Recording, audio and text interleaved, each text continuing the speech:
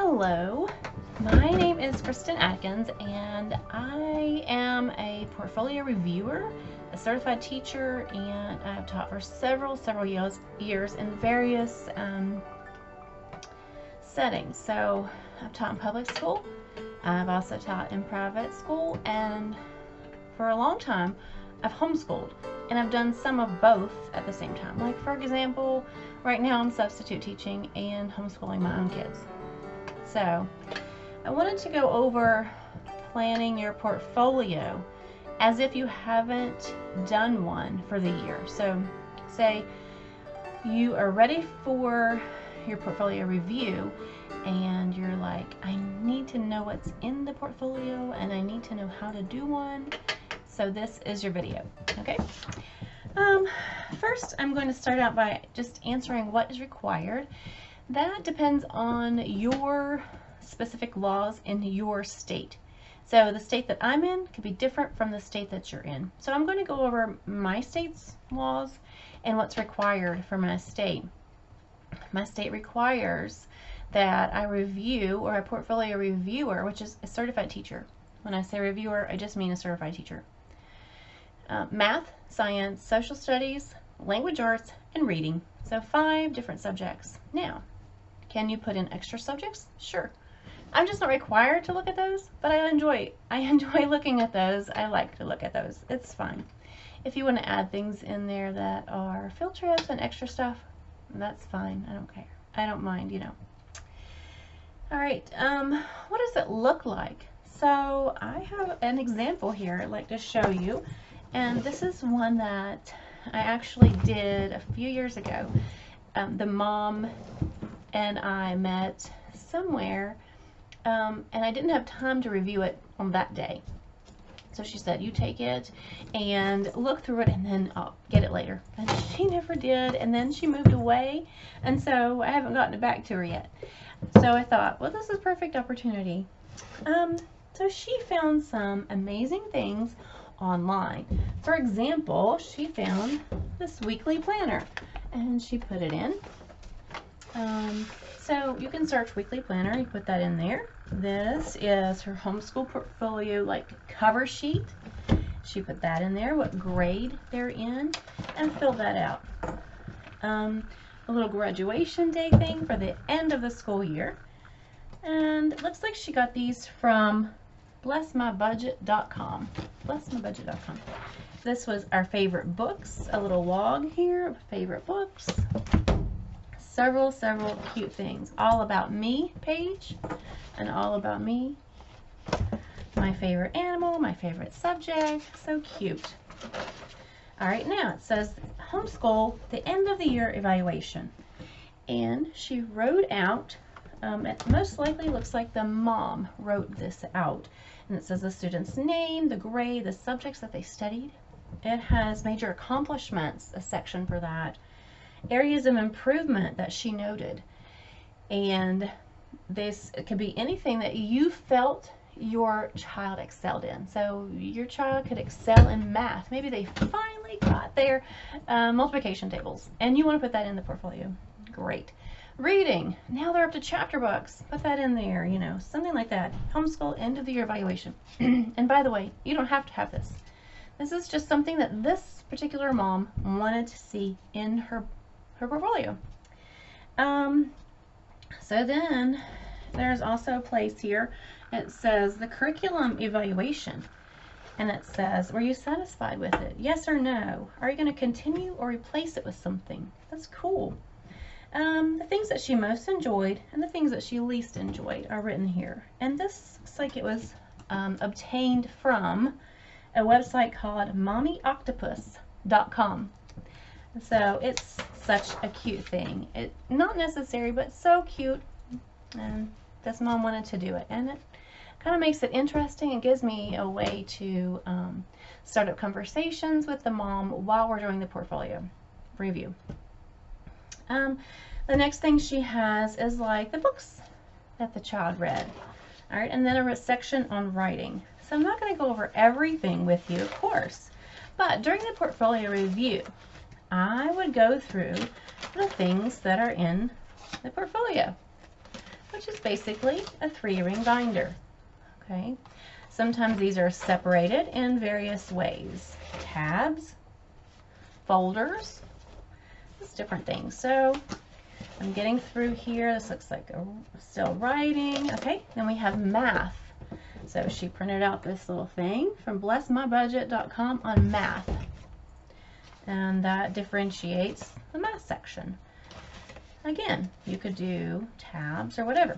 This is a section of worksheets that her child has done. She's written her math or multiplication tables. Lots of math here, okay? The recommendations that I have are 10 pages per subject from the beginning, middle, and end. So no more than 30 pages per subject is a good way to show progress. So in the beginning of the year, you're showing mostly review from last year of what you've done. And then the middle of the year, getting into some new concepts. And then at the end of the year, you're showing that you've mastered those concepts that you introduced. So 30 pages max for an entire school year. All right, and then she has some little things here to go over for me. She just stuck the workbooks and things right in here. So that's basically a portfolio. So each thing would be sectioned off in a 3-ring binder, and we could talk about it.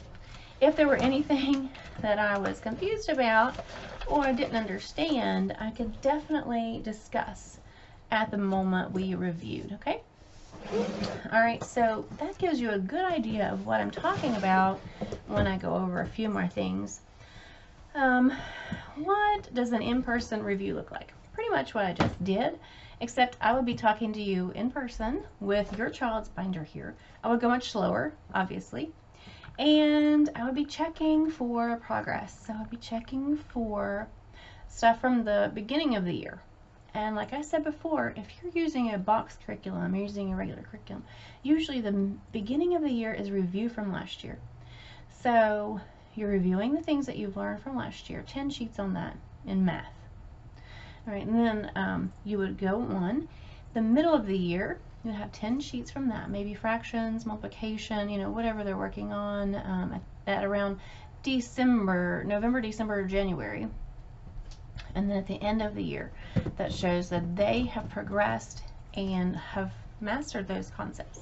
If they haven't mastered them yet, it's okay if they're still working on them and you're still teaching them in new ways and you're still showing them. It's fine. So according to state laws, I have to check those 5 core subjects. I can also check other subjects as well. Some people like to put their Bible in here for me to look, because actually Bible could be considered social studies, it could be considered reading, it can be considered writing. It's all how you incorporate it into the binder, into your portfolio. All right. Lastly, what do I do? So you have schooled all year, you've created this wonderful binder, we've sat down, I've looked at it, and what's my job? My job is to fill out a review form, and I have created my own based on my own preferences, perhaps. I like a lot of color. I have included a place for me to sign. I have my license number, my West Virginia license number, because some counties wanted it. And it's no big deal that they want to verify that I am a certified teacher with a current license. It's no big deal to me.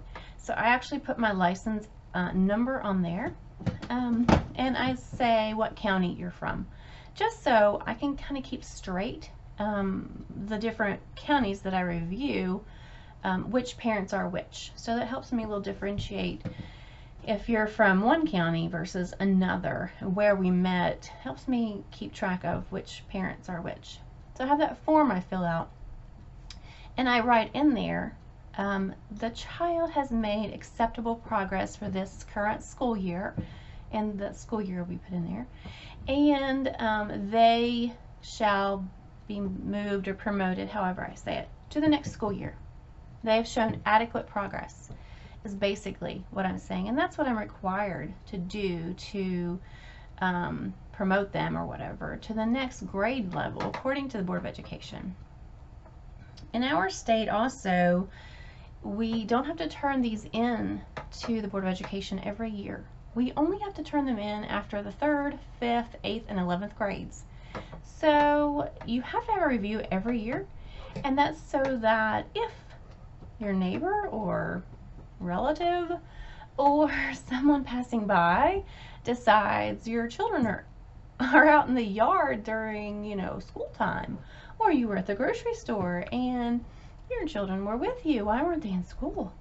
They can call CPS and say, this family is not having their children in school. Maybe they make a referral, and then you have to prove that, you are providing educational services. Perhaps that would happen. And this portfolio would be a great way to just prove that quickly. I'm not sure of the legal aspects that you would want to do in your state. For me, if someone knocked on my door, I would probably call HSLDA. I'll put a link to that down below, but so I'm not going to give advice as far as that, but that could be one of the reasons that you would want to do your portfolio as the law states every year, and not wait until you have to turn it in. There was some confusion on that at the very beginning when they've changed the law from every year to after certain specific years. Alright, so I hope that this helps you determine what a portfolio looks like, what a review looks like, and it makes you more at ease. So basically, the younger children, you would need a binder. I like the ones with the clear front, so we can put something very interesting on the front, and the back perhaps colored picture. My kids maybe put their schedule if they're older. We would want to divide it up with some tabs. These tabs have pockets, so those are nice to have. Some moms have brought to me just notebooks with their child's writing. So maybe they just wrote, journaling, or they had writing prompts, or they had all of their Bible, or they had their science all written in a notebook. They would just bring the notebook with them. Be perfect. Some moms put everything in a sheet protector. Nice, but not necessary. That's very nice, especially if you want to keep the portfolio for years to come, as just posterity's sake, or just to have some kind of memory of the portfolio. And also, if you want to put pictures or something in there, you can put them on a piece of cardstock, lay them out nice and neat, and then put in the sheet protector. But there's no need to put all your worksheets into sheet protectors for me. If you want to do it for yourself, that's fine. Also, moms may bring their planner. This will be my planner for the new school year. It's not very big, so there are specific planners that you can buy or print out, that are for homeschooling specific. So some moms will bring those. Actually, this is my lesson planner that I'll be using with the new school year. So some moms will actually bring these to show me and to prove to me that they've been doing school, which is not necessary, but fun. So not necessary, but fun. Alright, I hope this helps immensely, and I hope that you have a good day. I'm going to make more videos, so if you want to subscribe and comment, share this with your homeschool group. If you want me to be, selected as your portfolio reviewer, you can email me. I'll put my email down below as well. Have a wonderful day and happy homeschooling.